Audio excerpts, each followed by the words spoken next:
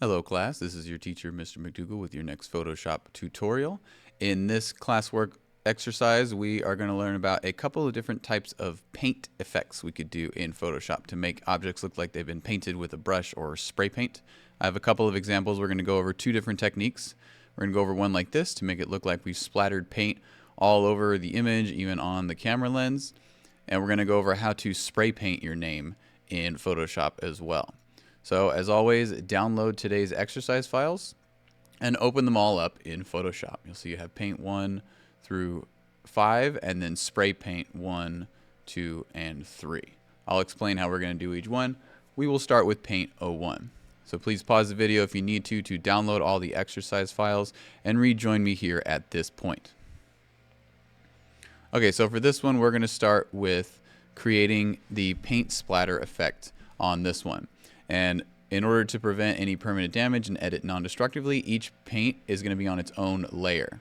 So to add a new layer, this is a new one we haven't done yet, is we're going to go here to this add a new layer button or create new layer. So click on that. It creates layer 1 right here. This is a blank layer. It doesn't do anything. It's completely blank. So if we mess around on this layer, it will only affect this and not the background. So now what we're going to do is we're going to add some paint splatter effects on this layer. So we're going to rename this layer, but not yet until you pick a color. So now we're going to go to our brush tool. Let's go to the brush tool. Here's our brush. By default, we have this circular, regular old brush, kind of like that. We're not going to use that for right now.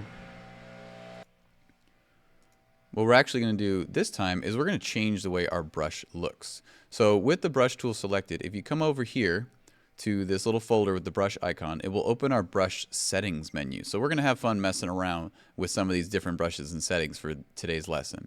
So let's go to brushes.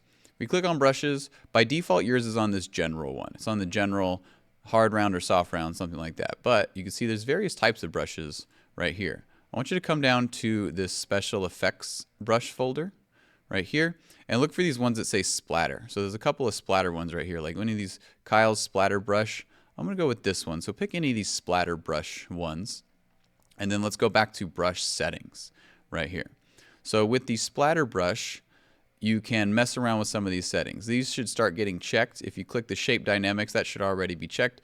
But you can see as I start changing this around, you can see this is what my brush is going to look like, and it's causing this splatter effect. And you can mess around however you want with these. I want you to experiment and just kind of mess around with the jitter and the angle and the size right here. Just see what happens. You can see how the various splatter effects, it doesn't really matter what you pick, but you can see what it looks like. Same with scattering right here. There's no set number or percentage you have to put at for this, but you can see how different it changes what it's going to look like. So you can just mess around with these settings however you want. Each time you switch paintbrushes, I want you to change the settings a little bit just to see what it looks like. So now you'll see if I hover my brush over the image, you can see it's no longer a round brush anymore. Now it looks like this weird splatter pattern. So before we start painting, we're going to pick a color.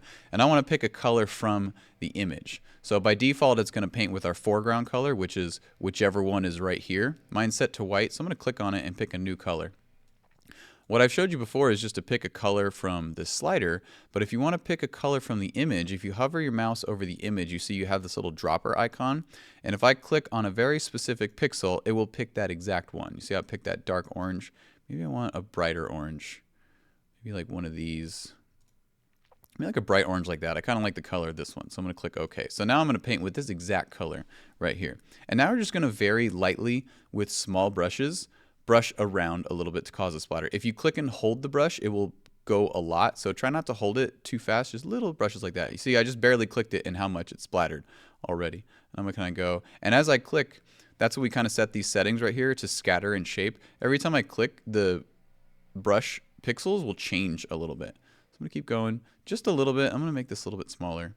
So I wanna make a little bit of a mess, but not too much to where you can't tell that it's paintbrushes anymore. So I'm gonna go something maybe like this. That's looking cool. Okay, so now what we're going to do is we're going to rename this layer because that orange paint is solely on this layer and it's not on the image itself.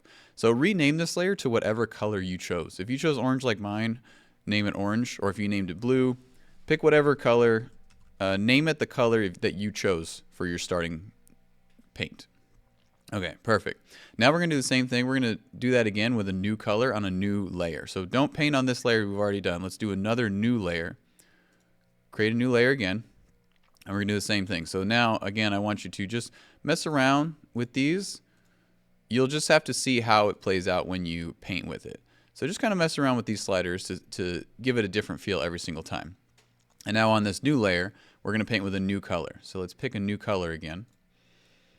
And I'm going to go with this light blue. I kind of like that right there. So I'm going to click OK. I'm going to paint like that. Let's make my brush a little bit bigger. Not too much.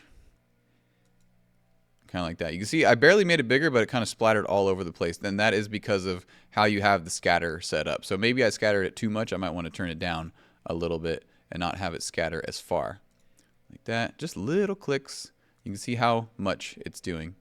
Just going a little bit like that. Okay. That's looking good. And now rename this layer to whatever color you chose again. So this one for me will be blue, since I use the blue color. And we're going to do one last color, and then we're going to add a filter to it before we finish up. So let's go one more new layer and change our brush again a little bit. Mess around with just the scattering and the shape dynamics. These are the only two that you have to change. And you can see how it gives you a preview of what it's going to look like. And let's do one final color. I'm going to do this white right here. I kind of like the white. Let's go with that.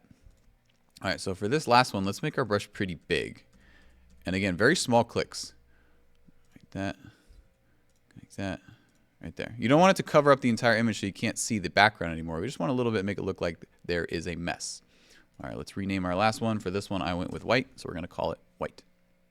I'm going to collapse this menu with the little arrows. So now it looks pretty cool already. However, we're going to add one last thing to make it look more three-dimensional, like the paint is actually splattered on our camera lens when we took this picture. So on your largest paint, which for me is the white, and then your second largest, pick two of the layers, and we're going to convert them into smart objects because we're going to add a filter to them. So let's start with the white one. I'm going to convert it into a smart object. I'm going to add a filter to that one, and I'm going to add a filter to the blue one. So I'll convert that one to a smart object too. So these two I'm going to add filters. The orange one I'm going to leave alone. Pick two of your layers to add the filter to, and I'll show you what filter we're going to do. We are going to do the Gaussian blur. And that just makes an image blurry, like it's out of focus because it's made either too close or too far away. So on the white layer, which is my biggest one, I'm going to come up to filter. I'm going to go to blur. This is one we practiced before. However, this one we're going to do the Gaussian blur. There's different kinds of blur that have different effects. So we're going to pick this one. If I move this out of the way, you can see. So look at the white drops as I increase the blur radius. Look what happens to the white paint. As I start to do that, they start to go out of focus. There you go. You don't want to go too far because then that happens. Just want to do it just a little bit to where it's slightly out of focus. So if it's out of focus, it gives the illusion that the paint has splattered on my camera lens when I took this picture, and it's more three-dimensional. So click OK. And we did the smart object, so this filter can be turned on and off. If I need to change my mind, I can double click on the Gaussian blur and change it a little bit more. If you did not do a smart object or smart filter, then you can no longer change it once you've set it. Let's do the same thing for the blue layer. Click on blue, and let's go to blur and Gaussian blur. And I'm going to make this one a little blurry too, just not as much, slightly out of focus. So it looks more three-dimensional, making the shoe and the orange paint look like that's in focus. So the blue will be out of focus too, but just barely. Click OK. There we go. So now we have this messy paint effect, making it look like the paint is splattered all over in 3 dimensions. And as always, these are on their own separate layer. So if I hide these layers, I have done no destructive editing to the original photo. Perfect. So I want you to do the same thing on the remaining paint files. Paint 02, 03, 04, and 05. I want you to do the same thing we just did. Create at least 3 layers of different colors. You can do more than 3 if you want, but do at least 3 of different colors, creating this splatter effect on all of these paint images. So pause this video, do that to all the exercise files, and meet me back here at Spray 01, and I'll teach you the next technique of how to spray paint your name. Okay, so take care of those and then come back to this one right now. Okay, so for this one, to spray paint your name, this is going to be a similar effect to the blur. We're even going to use a brand new tool. So the first thing on this is we are going to type our name. So let's go to our type tool. Click it. Type just your first name is fine. I'll do my last name since I am your teacher. But do your first name. The color of the text does not matter because we're not going to see the color anyway. But make it big, taking up as much space as you can. And as always, the thicker, bolder font will have a better effect right here. So pick one like Impact or another big, thick, bold font to really see how the effect is going to look. Okay, so we've typed our name. So now what we're going to do is we're actually going to select the text. And a really easy way when we're doing it this way to select the text is we're going to hold Control and click on this T on the little thumbnail right here. So watch this. Hold Control on your keyboard and click this T right here. Click.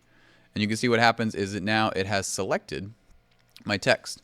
So what I'm going to do now is invert it so the text will be not selected. So watch this. So now I'm going to hide the text first. I'm going to click this little eyeball to hide it. And you can still see that it's selected. I'm just not seeing the text right now. And I'm going to go to my rectangle marquee tool. This is another one that we can do selections. This is going to be a rectangle selection. But I'm not going to draw anything. I'm just going to come back to my image, right click, and do select inverse. So you'll see what happens now is originally the text inside was selected, but since I did inverse, now the outside is selected. So it's selecting everything except for the text on this one. All right, perfect. So now we are going to use our brush tool, but we're going to use a different setting. So let's go back to our brush tool again. And we're going to set it back to our regular brush. Right now it's still on the splatter that we just did. So let's go back up to our folder and go back to our different kinds of brushes. And let's just go back to the general regular brushes. So go back to general and let's just do a soft round brush. This is the original one that we start with, but we need to make it much smaller. All right, so we're going to make it smaller. Make sure it's soft. So the hardness of the brush is set all the way to 0 for this one because I want to look like spray paint. Okay, so 2 things we need to do and then we can start spray painting our image. First, let's pick a color. So whatever color you have right here is the color you're going to spray paint. So pick whatever color you want. I'm going to go with this dark purple. Let's go with that. So we're going to pick a color.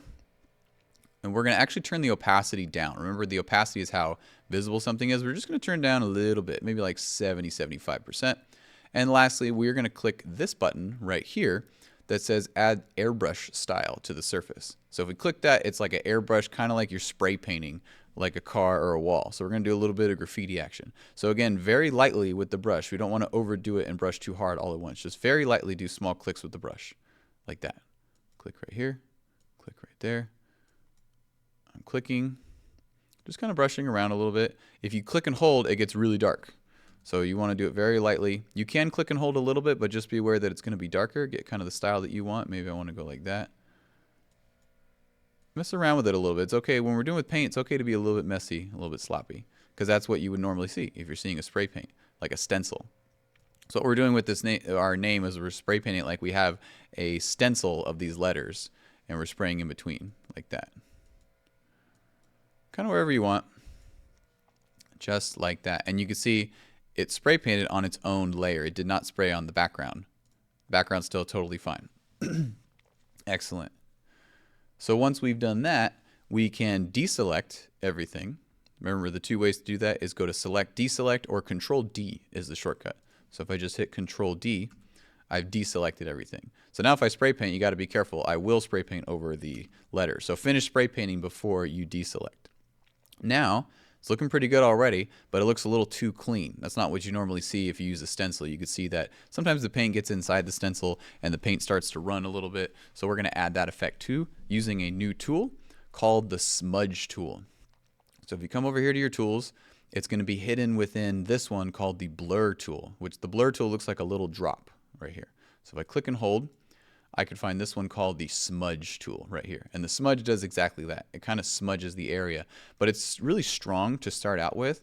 So we're actually going to turn the strength down really low to like 15 or 20, somewhere in that zone, somewhere between 15 and 20%. And this is a brush, so it has the same shortcuts as our other brushes with the brackets. And now watch what we can do with the smudge tool. If I zoom in, I'm just going to very gradually and lightly pull down a little bit. You can see right here. If I start to very lightly pull this down, and that's why I turn the strength way down. If the strength's up, it's going to pull really hard, and I don't want that. So what it's kind of doing is it's just smudging the area a little bit, like the paint kind of got inside the stencil. So just find little areas in your name And you want to bring that smudge tool in just a little bit. Just clicking down. You can see what's happening is just around the corners of the edges, I'm having the paint kind of smudge in like it's running or dripping. And you can continue messing around with your brush size. Find a more focus point right there. Do a little bit in each letter. You don't want to overdo it, but you just want it to do a little bit around each little corner to make it look like the paint kind of got inside the stencil, or it's an old stencil, which is what most of us are. Stencils have been used 100 times, so they get old and worn out, and the paint starts to run through it a little bit. So go through each letter and just kind of do that. Again, just a little bit in certain spots where you see that the paint might run. Find your favorite spots. Yours will be dependent on your name and your letters and your brush size, so it's all good. Just have fun with it. I'm gonna pull down a little bit to make it look, again, realistic. It's obviously a cool effect, but we don't want it to look unrealistic. We want it to look real. Perfect. That looks super cool. And you can see where it's a little dirty and smudgy from my smudge tool, making it look like there was an actual stencil or something right there. All right, so for this one, you don't have to use both of these. I want you to pick either spray 2 or spray 3 and spray paint your last name. Do the exact effect we just did on this one, except do your last name. Just pick one of these remaining files, either 2 or 3, and do your last name. You don't have to do both of them. You can do both of them if you want. If you want to add like ROP, Intro to Graphics, to one of them and spray paint, that'll be fun if you want some more practice. But just pick one for your last name. And as always, take your screenshots of everything that you've painted, all these exercise files that you did already, and your spray painting, take screenshots of everything and turn them in to here so I could see all your cool, messy paint art effects. All right? Have fun and let me know if you have any questions.